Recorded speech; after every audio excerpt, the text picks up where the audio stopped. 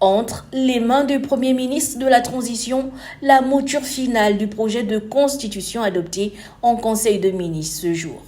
La remise officielle de ce texte définitif est l'aboutissement d'un processus participatif et inclusif amorcé lors du dialogue national, une des étapes clés de cette période de la transition. Après les travaux du comité constitutionnel, puis l'examen du dit document par l'Assemblée constituante, le séminaire conjoint CETER et gouvernement pour lecture et analyse de ce texte de 180 articles, le document sous-tend la refondation de l'État et la restauration des institutions. Réunis en Conseil des ministres ce jour, le gouvernement, au terme de toutes les étapes démocratiques précitées, a adopté le document définitif.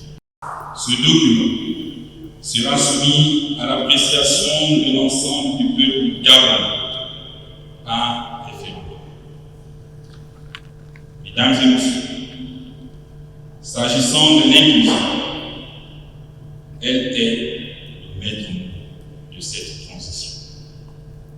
Depuis le 30 août 2022, c'est pourquoi nous avons associé toutes les forces vives de la nation à ce processus. Je pense pouvoir le dire que nous sommes parvenus au meilleur projet de constitution possible pour notre peuple. Je dis bien pour notre peuple, car cette constitution ne saurait être un costume taillé pour un individu. Et encore moins, la constitution du général Brice Clotaire.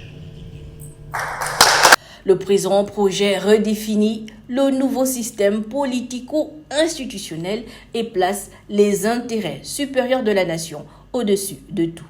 Cette loi fondamentale ambitionne de garantir l'avenir sociopolitique et économique de tous les Gabonais, peuple gabonais, tout en regardant les dérives et les débordements du passé. Il est temps que chaque Gabonais s'approprie ce précieux document et que chacun se fasse une idée précise du pays dans lequel nous voulons vivre demain et que nous souhaitons léguer à nos enfants. Pour cela, il revient à tous les acteurs ayant œuvré à la conception de ce document et à tous les patriotes de notre pays d'expliquer les changements et nouveautés de notre nouveau système politico-institutionnel qui apparaissent avec cette nouvelle constitution. L'adoption de cette nouvelle constitution par le peuple souverain constitue un premier pas de notre essor vers la félicité.